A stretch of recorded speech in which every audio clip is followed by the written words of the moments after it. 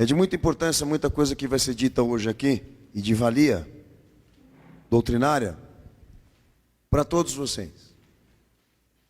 Seja a parte que está nesse culto hoje aqui, que se interessa a servir a Cristo, ou aquela outra, que não chegou a essa decisão. O fato é que nós cremos, e temos testemunhado e testificado isso, numa escritura sem erros, numa escritura sem contradições. Quando eu digo escritura, eu falo revelação. E quando eu falo revelação, eu falo daquilo que Deus revelou de si mesmo e pessoalmente, tá? Que quando trabalhado pela igreja e pelas pessoas, como também identificado esses atributos, e identificando, obviamente, cada uma dessas partes que Deus de si mesmo manifestou, você chega nessa conclusão. Que nós estamos muito, mas muito próximo mesmo, de um encerramento e uma consumação histórica daquilo que se previa na redenção messiânica de Jesus. E a igreja ela vive um tempo, uma dispensação de tempo e de oportunidades, como lá atrás nunca se viveu, a nível de confirmações, testemunho e testificações do que Deus vem falando dentro da história e obviamente daquilo que Ele revelou pelo Filho. Mas hoje eu fui orientado pelo meu Senhor a tratar exatamente a identidade dessa igreja que Jesus instituiu por sua ação messiânica, feitas de homens que Ele escolheu a dedo e os preparou e os santificou para exercerem aquilo que exerceram, que é o início da atividade daquilo que historicamente se identifica como a primeira igreja. Tá?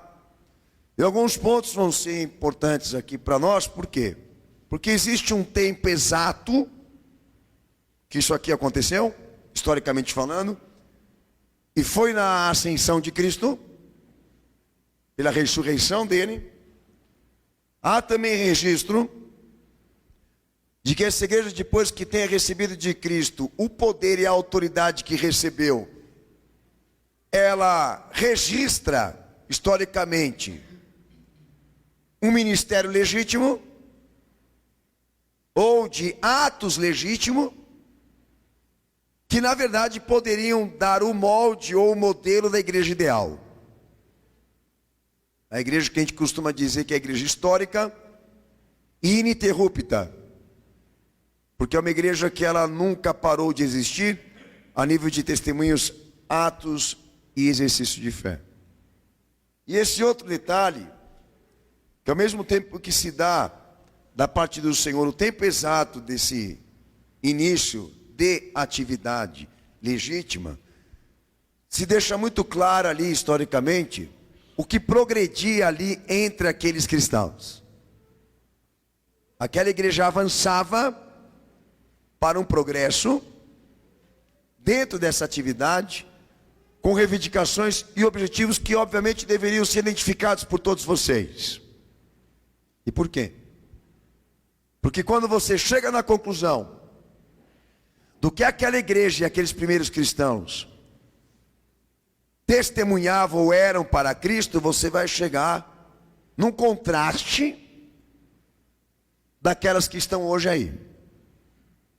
E a dificuldade que temos de encontrar isso, alguma coisa que preste e que seja bíblico para ser cristão. Agora, obviamente, essa visão crítica, ou dessa ciência que digo aqui, é importante a consulta, é importante a honestidade do levantamento desses valores que se registram dentro da história, para a gente não cair naquela mesmice, como alguns evangélicos mesmo falam, que os tempos mudaram e aquela igreja desapareceu. Como eu escutei o presbítero aqui dizer, é vergonhoso que muitos de vocês pensem assim,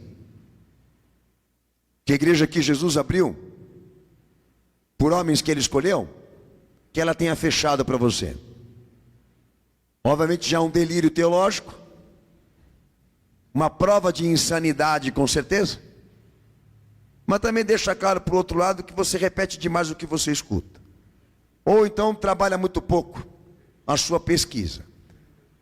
Mas o fato que eu já tenho aqui aos amados irmãos para falar, de importante dentro do que eu já estou dizendo, é que quando aparece a palavra eclésia, que é a igreja, na tradução, como templo, será como for ou como você entenda isso, Jesus, pela sua autoridade messiânica, ele define que seja templo ou igreja, ele define que o templo está numa posição de extrema sujeição a ele.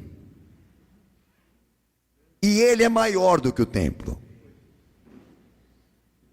Então é isso que nós não podemos perder de distância, nem perdemos aqui de consciência. Diante de tudo aquilo que vivemos historicamente, até esse momento que eu disse aqui para vocês, que é o momento mais vergonhoso do que é dito pelo cristianismo, nós não podemos deixar a distância, o desaparecimento, a perda desse uso do que Jesus pontuou para ser praticado por uma igreja como essa aqui. Porque é isso que dá sentido nós existirmos. É a inauguração desse tempo. Quem é a inauguração desse tempo exato? Quem é a inauguração desse tempo exato que a igreja passa a existir a partir de então? Entende? Para que realmente ela seja reconhecida. Esse tempo tem que ser messiânico. Quem inaugura esse acontecimento é Cristo. Então, independentemente das confissões, das igrejas, ou do que aquilo que vem sendo trabalhado por diversas igrejas, a inauguração do acontecimento é Cristo. E cabe às demais que vieram depois olhar lá para trás e entender e compreender isso, que quem tem autoridade é Ele. E quem provê o modelo de como o homem deve ser cristão, ou a igreja, é Cristo. Só que infelizmente não estão respeitando isso. E porque não estão respeitando, não está do jeito que está. Mas é muito importante dizer que Jesus, ele deixou claro que a posição da igreja com ele é de extrema sujeição, e ele é a autoridade máxima do exercício da fé e do ministério. Então, algumas coisas que o pastor, eu quero trabalhar com vocês aqui, que foi obviamente definido pelo Senhor, dentro desse sistema legítimo de ser cristão ou ser igreja, que nos revela estruturas humanas, conjuntos humanos para uma tarefa específica, na fé de cada um que professava Jesus lá atrás. Continuar o que ele começou e manter vivo e ativo a sua obra e o seu evangelho. A missão: manter as atividades de Cristo nesse mundo de maneira legítima, como também de maneira autêntica. E eu queria, já de primeira mão, falar algumas coisas importantes aqui, que vão contra muita coisa que já se pregou talvez para você, ou falaram para você. Mas antes de tudo, Mateus 18, 20. E nós vamos ler algum texto aqui, alguns textos, que deixam claro de que templo ou igreja Jesus ele se referia. Que nas escrituras, no evangelho, a igreja, ela se traduz pelo homem da fé. A estrutura é humana. A estrutura é inteiramente humana. E até quando entra na visão do conjunto, quando se reúnem pessoas, conjunto, para uma mesma fé, a igreja também é vista assim, dentro deste parecer, pedras vivas, templos espirituais, ou seja, a habitação de Deus é o homem. Se há um lugar aonde Cristo reside agora, ele reside naquele que professa a fé e a fé legítima.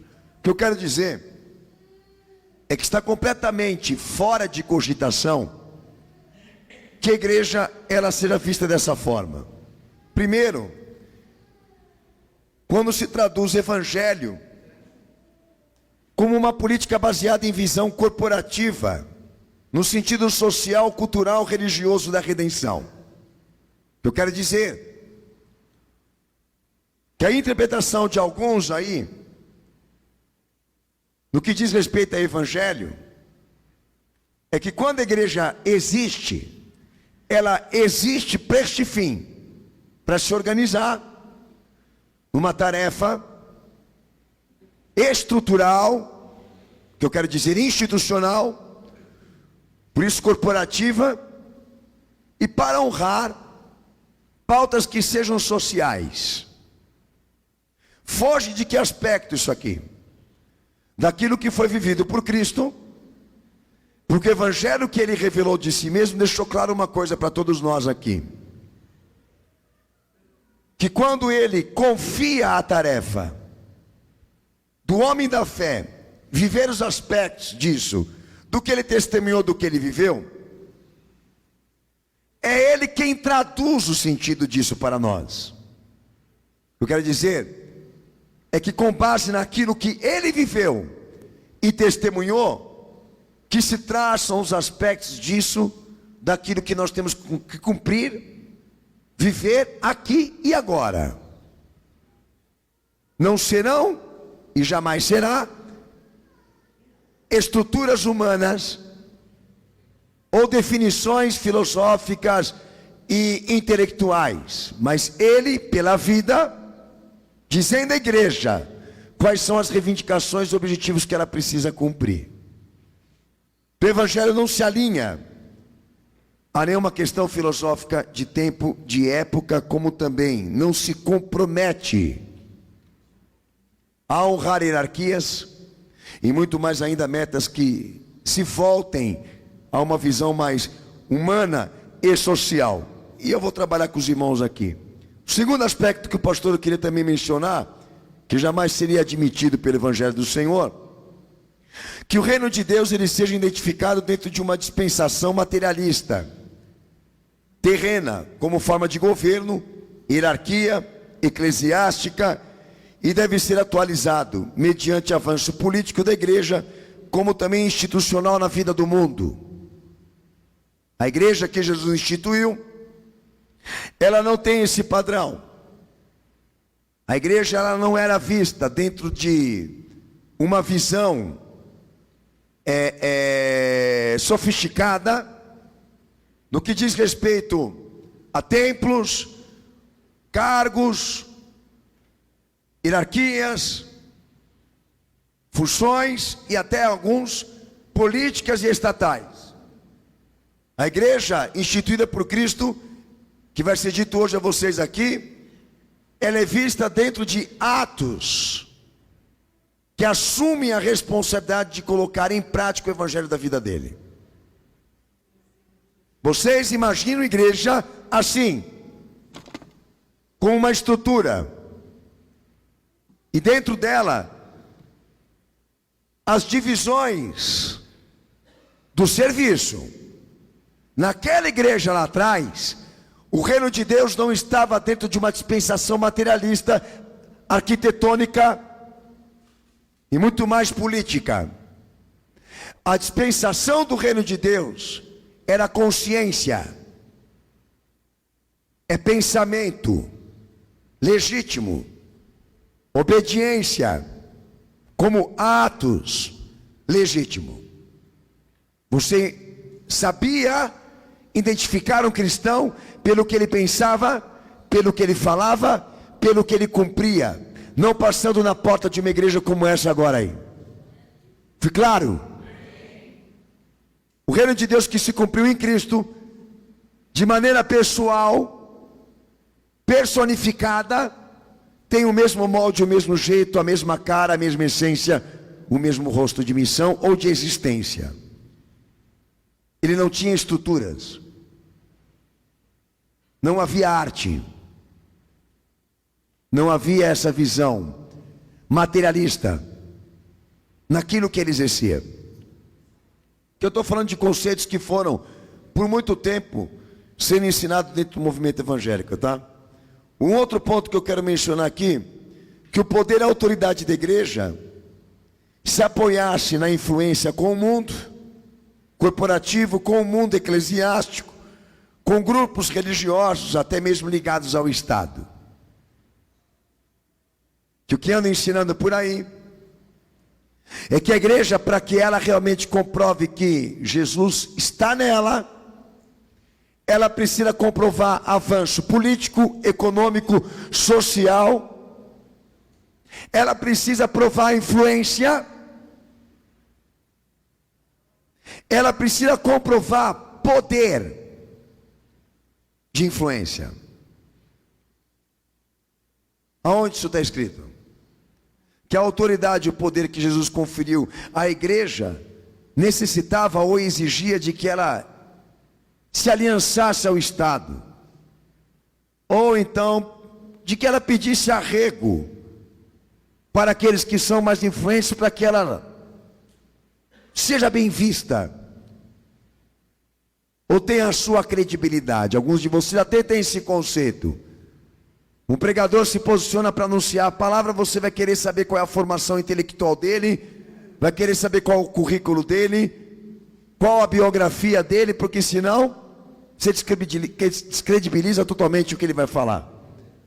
Enquanto a preocupação deveria realmente saber se o que ele vai falar é bíblico, vem de Cristo. Não, você vai lá medir o nível da intelectualidade dele, quem é o professor dele, aonde ele se formou, de que faculdade ele saiu. Você está servindo esse sistema aqui.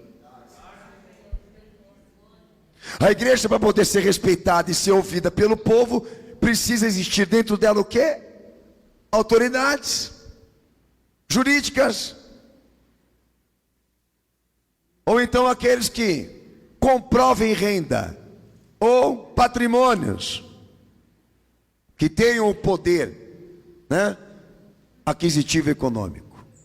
E de todas estas coisas que vocês, na verdade, estão vendo que é feito o movimento evangélico. Ok? Isso tem que ser provado na Bíblia, na história. Um outro detalhe, que o reino de Deus na igreja, ele será visto como uma gestão religiosa, um governo religioso. De que Jesus dentro da igreja esteja representado por homens, ou até mesmo pela igreja institucional, e que tenha confiado a ela a autoridade de ficar distribuindo bens espirituais, fé para todo mundo, benefício da vida, potencial de vida, e a igreja passa a ser o lugar da bênção. Já ouviu falar?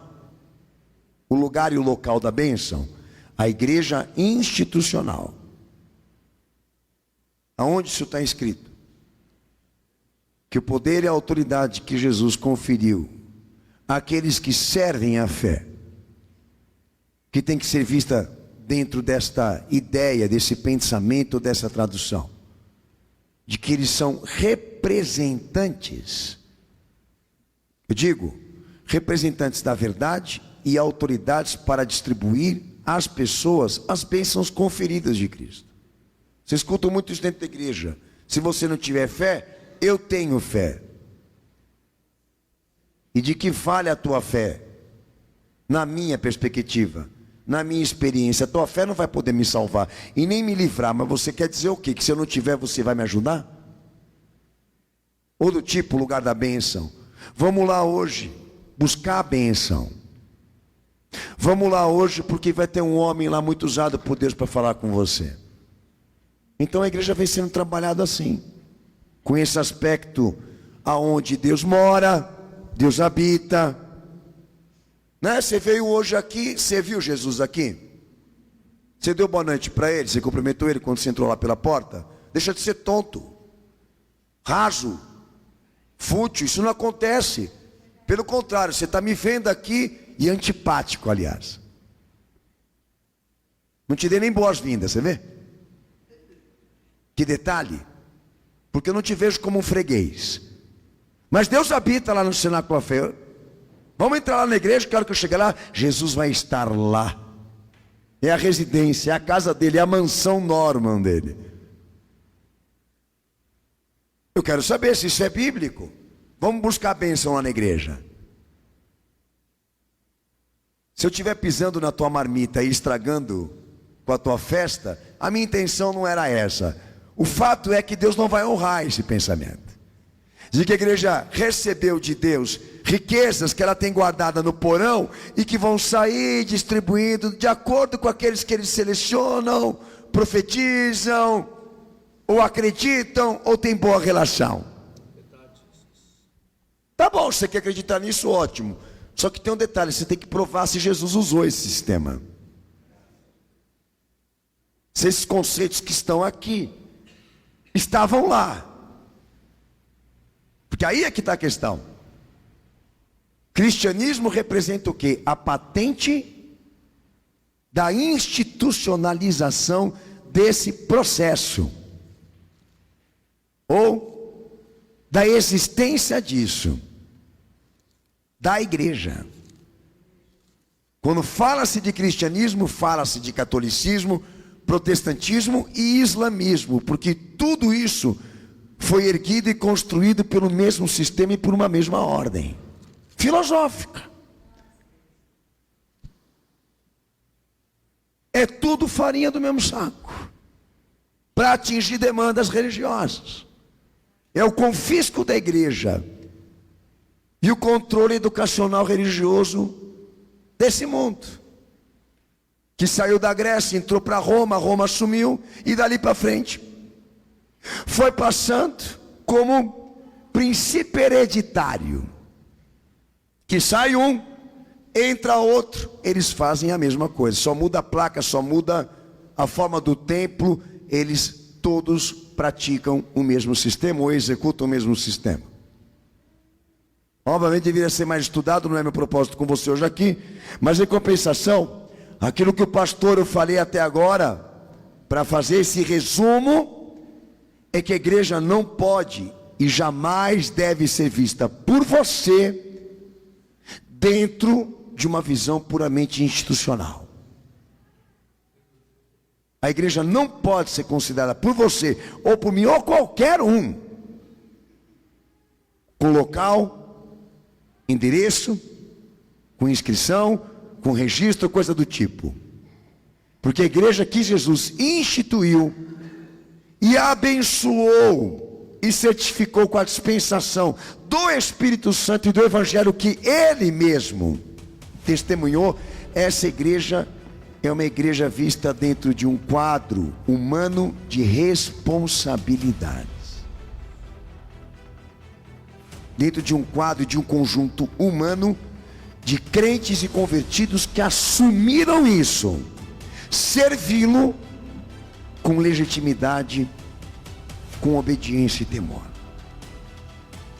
É isso que está faltando. Você vê a igreja abrindo todo dia, em toda esquina, em todo lugar. Igreja é negócio, igreja é institucional. Igreja é negócio, igreja é bar, igreja é boteco, igreja é bingo, igreja é parque. Agora essa igreja que eu vou te pregar hoje aqui, essa que a gente não está vendo mais.